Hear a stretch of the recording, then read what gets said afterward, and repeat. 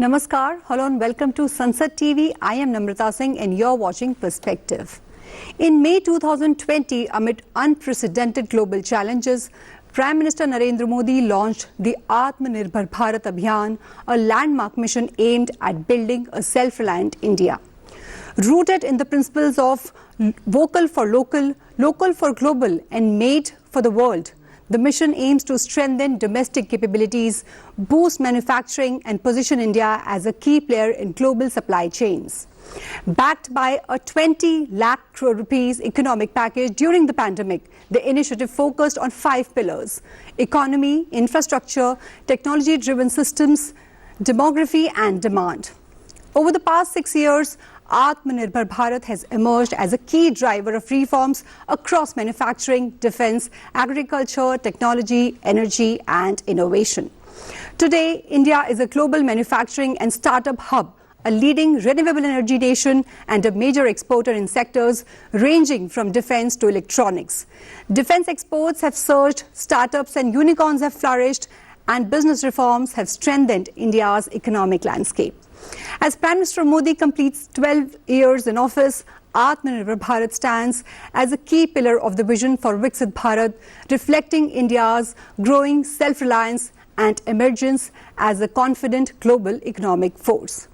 So on this show today, we will examine how Atmanirbhar Bharat has evolved from a vision into a reality. So to discuss this and much more, we are joined by an eminent panel of experts. I'm delighted to welcome Mr. Saurabh Sanyal, Secretary General, Assocham. Welcome to Sansat TV, sir. Thank you. I'm also pleased to welcome Mr. Shishir Sinha, Senior Journalist. Welcome to the show, sir. Thank you. Mr. Sinha, allow me to begin the discussion with you. You know, this mission, Atmanirbhar Bharat, was launched in the midst of the pandemic, and it was like a vision to build India a self-reliant and resilient. So over the past 6 years, it has been expanded across sectors. So how do you see this mission evolving in these past 6 years? So let me answer in 3 parts. First of all, the concept of Atmanirbhar Bharat, or what we call as the self-reliance. Many of the time when we say Atmanirbhar Bharat, that means close everything and we will do everything here. That is not possible. You need some kind of import, raw materials and everything. So when we talk about the self-reliance or Atmanirbhar Bharat, you have to think about where we have the strength, where we can do on our own, and to support that, can we have some kind of assistance, some kind of help from the external world also. And that is going to boost your productivity, your manufacturing, your services and various other sectors. Now coming to the second part, in the introduction you used 2 words, demography and demand. Right. I will add 2 more words to that. One is of course the diversified market, and the 4th one is the democracy. So in India there is a very famous proverb which is a very interesting one, कि कोस कोस पर पानी बदले 4 कोस पर वाणी. That means that is giving you a sense of what kind of diversified market we have. So that diversity is also giving some kind of support to the manufacturers, to the services sector, to diversify, to give various kind of product, not just for India but also for the world. And that is translating into from vocal for local to global for the world. Right. So this is the second part. Now coming to the third part, what we have done, what we have achieved through the Atmanirbhar Bharat. If you see, the classic example is the pharmaceutical industry. Right. Pharmaceutical industry, and when the Atmanirbhar Bharat was launched during the COVID pandemic, one of the biggest issue at that time that we need this kit, we do not have. We need this medicine, we do not have. So we developed the capability, and within a year or so we become one of the largest exporter of those things. That is a classic example of Atmanirbhar Bharat. We are fulfilling the domestic demand and we are also fulfilling the external demand. That means we have become pharmaceutical hub for the global.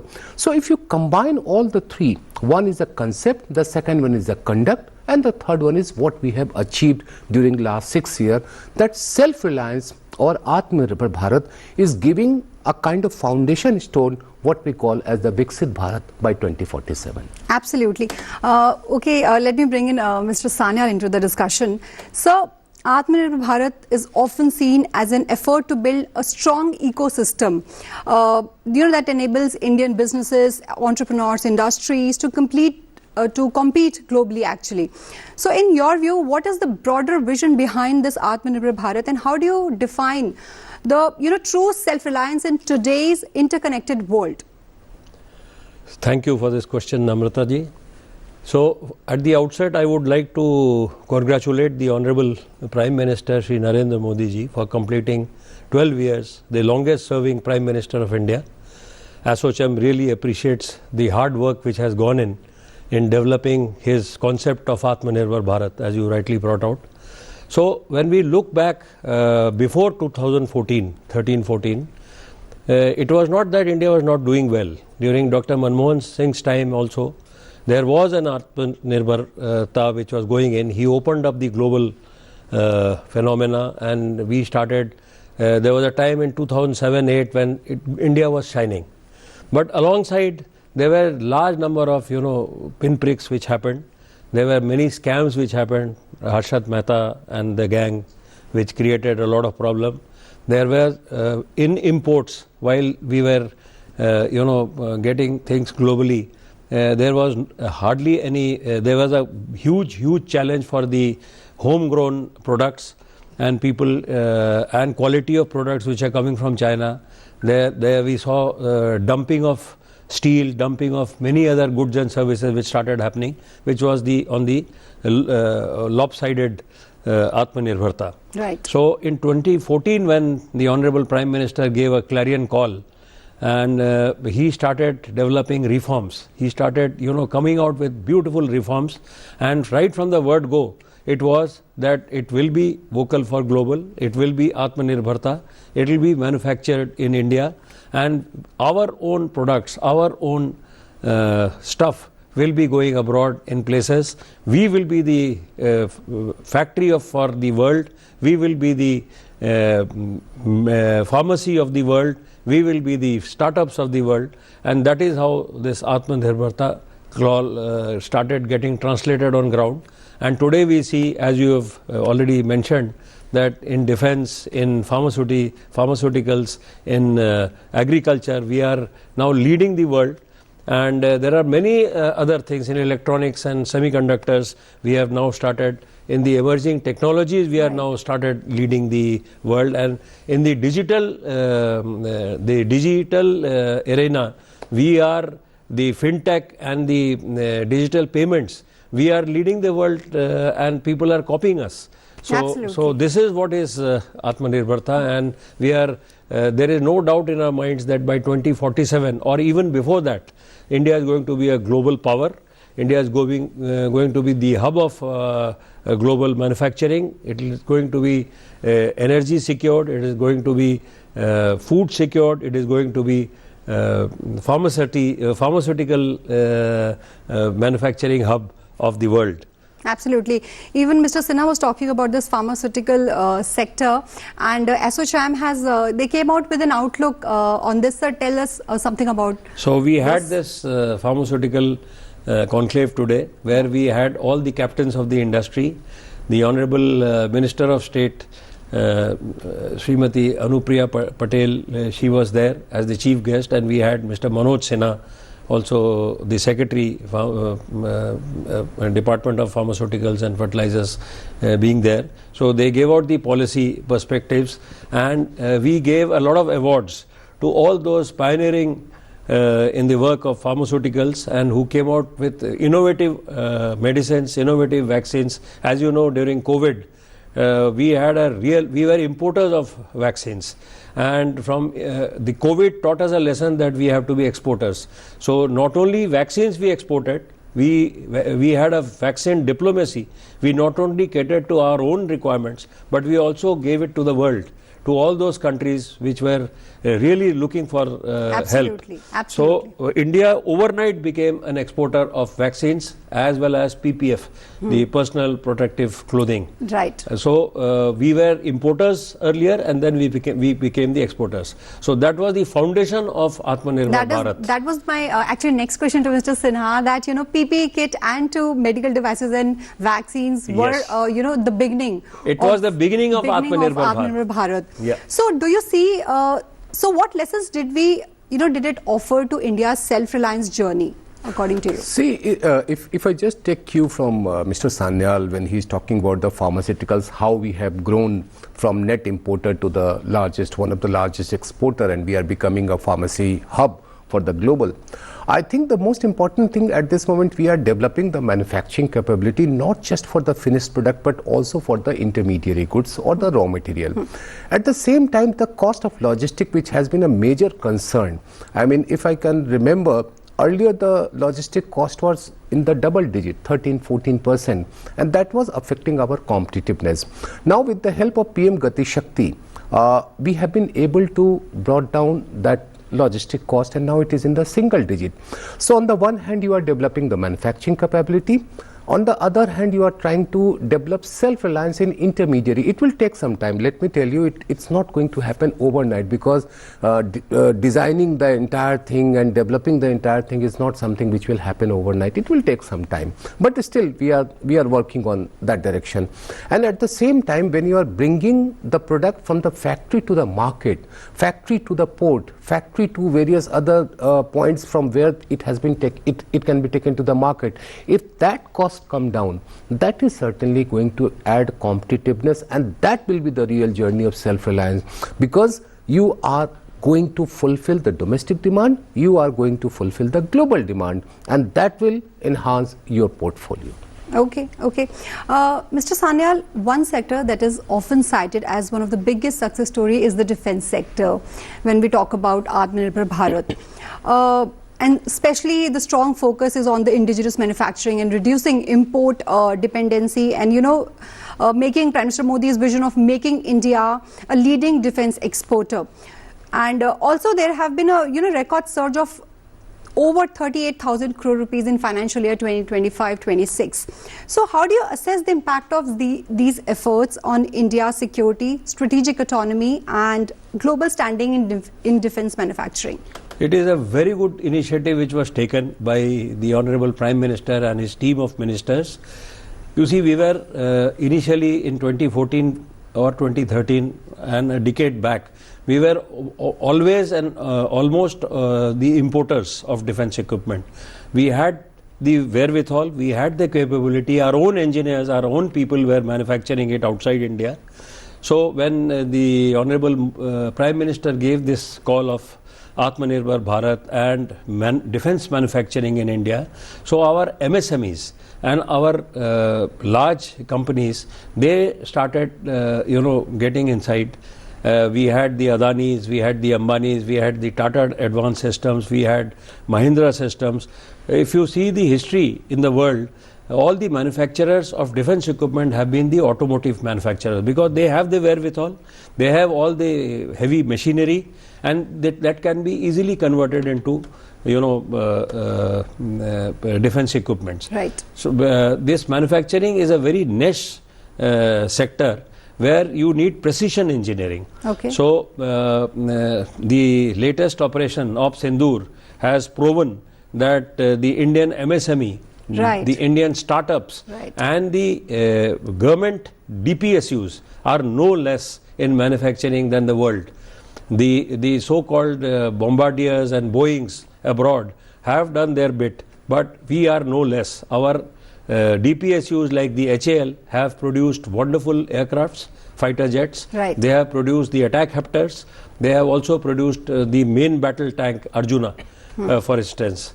And we are now the exporters of defense equipment. The small and medium enterprises are exporting mines, they are exporting ammunition, they are exporting small arms, they are exporting bulletproof jackets, they are exporting battlefield surveillance radars, they are exporting night vision devices and maritime security equipment. So there is a whole gamut of things. And of course the government has given a very big fillip of make in India 1 and make in India 2 in the defense. So all these regulations, these compliances which were reduced in the defense ministry, the private sector was given a chance to come forward. The government of India took a huge risk of accepting the production which was done by the private industry. There was taking the risk and taking not approaching or not taking the line of zero error syndrome. We were accepting the errors in manufacturing. That is how this sector grew. And today, instead of importing equipment, we are now becoming a large export house. Right. And if I add just one line to that, we are forgetting BrahMos, which has become one of the key components for that. And many of the countries are willing to buy from us. That's a success of our defense overall production system. The BrahMos has become a hot selling cake today because all the developing countries across the world, which includes Croatia, which includes Korea, which includes Vietnam, which includes Taiwan, all these people are now wanting to have the BrahMos. Even our neighbors want to have BrahMos. There was a negotiation with Pakistan that they wanted BrahMos. Of course, it was not acceptable. It was on the lighter note. It happened in one of the global conferences where the Honorable Prime Minister had gone there, and on the sidelines, the Pakistani counterpart asked the person, one of the accompanying delegates, that can you sell us BrahMos? Because that is the popularity. And today, let me tell you, BrahMos is waitlisted. We have more than the work order, the list of orders which have come to these DPSUs for BrahMos is almost 3 years. So that's a success story. That is a success story. Yeah. Mr. Sinha, you know, when we talk about Atmanirbhar Bharat, it was built on 5 key pillars. So demand is the major, I think, one of the pillars which attains the major importance. Then we have economy, infrastructure, then technology, and then demography. So in your view, which of these pillars has been the most transformative in driving India's self-reliance journey? I think the infrastructure, because at the end of the day, whatsoever you are doing, the inputs have to be brought to factory and output has to go to the market. And there you need a reliable, more cheaper, these kind of infrastructure we require for achieving that goal. And if you can go to the budget numbers, you will find that every year the capital expenditure by the Union Finance Ministry is going up. Today we are talking about 11.21%. Right. And very important number which is part of the budget document is that earlier we used to have the fiscal deficit going to bridge the revenue expenditure. But for the fiscal year 27, this fiscal deficit is mainly for the capital expenditure. That means you are borrowing money not just for the day-to-day expenses, but building the long-term foundation.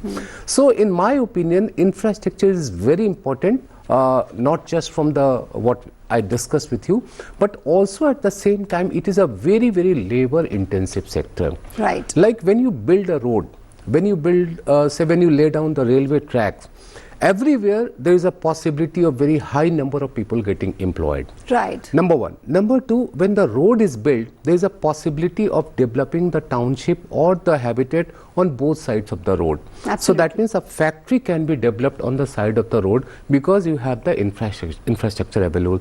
So if you combine all those things, of course, technology is important, demand is important, demography is important, economies, of course, we are talking about the economy per se, but among these 5 pillars, for me, infrastructure is the key to achieve even 7% or 7.5% growth rate.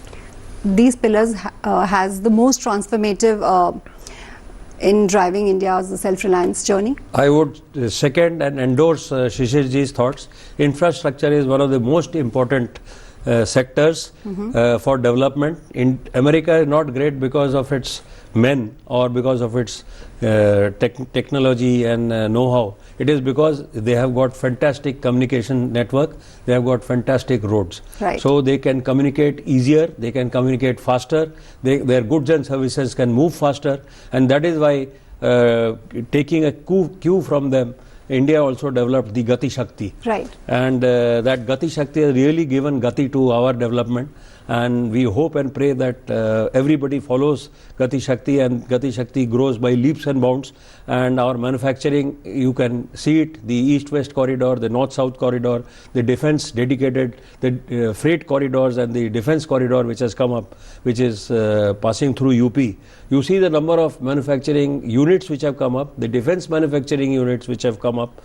It's a very big success story for India. And also, please remember that we are not just talking about the physical infrastructure. We are also talking about the digital infrastructure. Absolutely. Because we are leader in DPI, digital physical public infrastructure.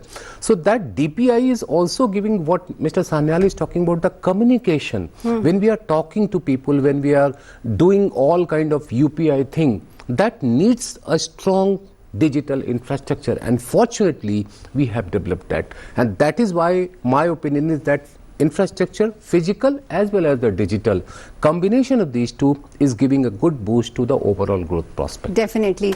Mr. Sanyal, MSME is often considered as the backbone of our economy, and when Prime Minister Modi launched Atmanirbhar Bharat, he highlighted the role of workers, then MSME, cottage industry, taxpayers in building a self-reliant economy. So from PLI schemes to promoting domestic manufacturing in sectors like electronics, which Mr. Sinha also mentioned, several measures have been introduced to boost production as well as reduce import dependency. So how have these measures improved opportunities for citizens and businesses and contributed to India's growth story according to you? Firstly, the large number of schemes which were introduced by the government of India, especially after COVID. You remember in the COVID, almost this emergency credit line was given because large number of MSMEs were shutting shops, startups were shutting shops. So there was a huge problem, and I think that was one of the biggest problem in the country which was faced after the plague. So that was a time the government of India thought that we must to survive our MSMEs and to survive the SSIs, the small scale units, there is a need to boost in fiscal security, and therefore that emergency credit line funds were given. So we, at the cost of even current account deficit, we continued to give loans, did not bother about the NPAs of the MSMEs, but we continued, even collateral free loans were given, and that's how a large number of MSMEs, today we have 90% businesses are MSMEs. Absolutely. And 500 crores and below. So their turnovers are 500 crores and below. So and the definition has also been changed, because it is no longer that older definition of investment in plant and machinery. It has now become a turnover based MSME ecosystem. So this was given a very big boost, and because of this hand holding with technology and with the right infusion of cash flows, their working capital was at a big issue, because they used to give security deposits, they used to give EMDs, earnest money deposits, for taking up any tender. Then it was made sure that up to 2 crores, any work has to go to the MSMEs. And then again a policy came out that within 45 days cycle they have to be paid immediately. So all these reforms which were taken during the Prime Minister Modi's tenure in the government gave a very big fillip to the MSME, a very good confidence to the MSMEs. DPSU started paying immediately within 45 days.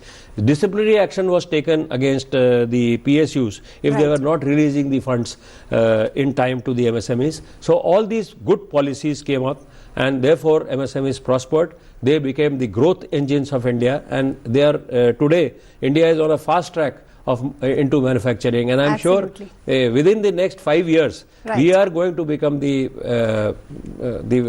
world's factory for manufacturing. I have no doubt in my mind. There is no doubt about it.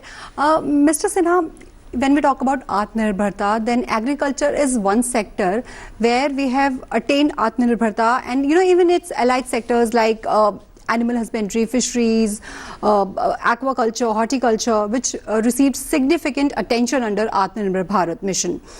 So how have these initiatives helped strengthen rural livelihoods, generated, boosted farmers' income and enhanced self-reliance in the agriculture sector? I will give you one figure that was based on the farmer survey which was conducted in 2015-16. It was said that almost 85% of farmers are having very smaller plot size, up to 2 acre. And also at the same time it was found that many of the younger lots are not interested in farming. What is the reason? What was the reason? Reason was that it was not becoming something like a very profitable venture. Now what the government has done? Number one, when you are raising the MSP, that is giving you boost to go for the conventional, because you need wheat, you need paddy, you need pulses, you need edible oil. So on the one hand, with the help of MSP, you are supporting the conventional farming. But at the same time, with the help of like one major he mentioned about the MSME, I will add one more unit to that, that is called the tiny units, or in Hindi what we call as the Kutir Udyog. All right. So those Kutir Udyog or tiny industries are also getting encouraged by government, and they are giving various kind of incentive. The third thing is the rural and agro-based industries. They are being supported. And the fourth and the very important thing is that they diversify the crop. You don't have to just rely on the conventional crop like paddy or wheat or pulses or edible oil. These are important. Right. But at the same time, you also have to think about that what kind of crop diversification is there, what kind of cash crop we can have, what kind of what we call as the exotic crops we have, what kind of organic crops we have, like Sikkim. Sikkim has become a classic example of organic food, and we are importing in a large manner. So I think the agriculture has got a comprehensive policy. On the one hand, they are supporting the conventional one. At the same time, they are supporting the crop diversification, multiple cropping pattern, and combination of these 2-3 things are making the farming a profitable one. People are thinking that, okay, if I am a farmer, I will be a good producer, I will be a good earner also. The only thing is at this moment which is required from the policy level, that farmer is the only producer in the country who has not been given right to fix the price of his produce. If that is given, then the entire comprehensive policy will be a complete one. Mr. Sanyal, what should be the next phase of Atmanirbhar Bharat to ensure India remains globally competitive while accelerating its journey towards Atmanirbhar Bharat? I think there is a dire need of reducing the compliances further. The Companies Act 2013 has large number of aberrations even now, because that is where the MSME and the micro and small enterprises, they get into jargons which they don't understand, because the MSME is one MD, the same guy is the CFO, the same guy is the HR head. So he has to be relieved of all this pain. So therefore there is a system which is followed in Indonesia and in Vietnam and in many other countries, even in Japan. They have a flatted factory system. The government of India has recently launched a very similar kind of a scheme which is known as the Bhavya scheme, which was launched very recently, in fact last Friday only, by the Honorable CIM, the Commerce and Industry Minister Shri Piyush Goyal ji. And that is a fantastic scheme where the entire the areas differ from 100 acres to 1000 acres, and it is entirely built by a special purpose vehicle. If it is a government land, then the state government, because the land is a state government issue, so they become the special purpose vehicle. So it is a plug and play system. So the MSME comes in, he does not have to bother about anything else. He gets a totally prefabricated factory inside. He has the labor access there. He has the electric supply, the water supply, the sewage disposal. He has a canteen where he can feed his men, and he just comes in, sets up his machines, plugs in and starts manufacturing. So that is the kind of system we must promote across the states, in all the 29 or 32 states of India. This is already a success story overseas in the developing countries and the smaller countries in the East Asia, and we are going to follow suit now. Similarly, there is another, these industrial parks have come up, multiple private parks have come up, even government has developed. In Gujarat, the Dhulera is an example, is a classic example of a excellent industrial park which is coming up there. Similarly, the Sri City in down south and the Gift City that has also been come up, where the investors are investing money and they have started, also taking the money out. The foreigners are also coming in.